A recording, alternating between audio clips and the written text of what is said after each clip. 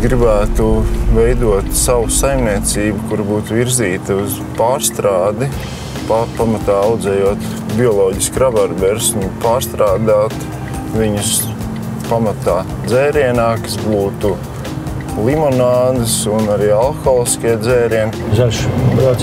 Mana ideja ir taisīt apģērbu jaunajām māmiņām, kas būtu zīdīšanai piemērots. Tā zīmola nosaukums Silk & Milk. Kopā ar komandu esam ieplānojuši no betona ražot dizaina priekšmetus. Flīzes, apdars paneļus, uz pasūtījuma taisīt funkcionāls dizaina detaļas. Tā kā ļoti daudziem cilvēkiem arī man bija no sākuma aizraušanās sērfu sportu. Tā arī radās man un draugiem ideja ražot līdzsvaru dēļus. Būs vinčuks, būs limonāts. Sāks ar limonāti. Nevis viņš, bet šampanēts. Dzirkstošais. Nu labi, bet zin kā šampanēts un no rabarbera. Nu, zin kā, tur visiem mati taisni ieraugot kaut ko tādu. Tu domā, ka tur, vienkārši, zin kā, šampanēts liekas, tas tur šampāns, un tad, rabarbera. Ķuķi-duķi, kaut kā tur laksta galīgā. Taisni, jā. Taisni būs vai pa kreisi? Taisni. Noteikti, ka tu neesi pirmā, kas ir identificējis šo problēmu.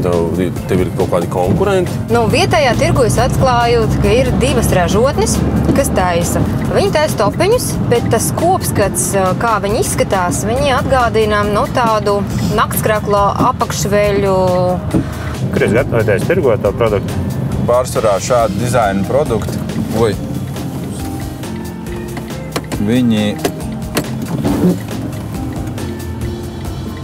Viņi diezgan maz tiek pārdoti tieši gala klientam. Tas parasti notiekās caur arhitektiem, dizaineriem, kuri jau tālāk savos projektos ieliek šo te produktu. Tavās rakstura īpašībās ir arī novirzīt līdz galam lietas visas. Tā ir baigā problēma man. Tev, jā? Jā, jo šī ir visgalvenākā arī īpašība biznesā. Piekusis, pārguris, nosvīdis, izbesījies, nostresojies, nokaitināts, bet tev ir jānovad, jo tev būs cilvēki, kas uz tevi cer, skatās, kuram respekts tev ir jāiegūst. Saproti, respekts nākamiem projektiem, tev ticēt, saproti. Bet tu neesi domājis kaut kādu varbūt, partneri piesaistīt, kad būs gatavs vienkārši, jo 15 tas nav daudz. Tas ir tas labākais, ka es nesaprotu, kā to izdarīt. Tas ir SSA jāmeklē. Partneri, man uz ielas iet cilvēkam teikt, tu negribi būt mans partneris? Nē, gluži tā nē. Bet kā vispār ir, piemēram, nākot jaunam produktam, kā es, piemēram, startējot tirgu, startēt ar augstāku cenu un tad visādi tur atlaides taisīt? Vai tu nosaki tur tādu cenu? Labi, es atvainojos. Jebkura atlaide, jebkurš kaut kāds 1+1 vai pēc to saņem šito vai tas lētāk, tas jau viss ir īstenībā tajā cenā iekšā. Ja? Cik jūs domājat pirmā gada laikā pārdot? Mēneša ražošanas norma būtu apmēram 200–240 kvadrātmetri. Pa kreisi jābrauc uz šajā ielām.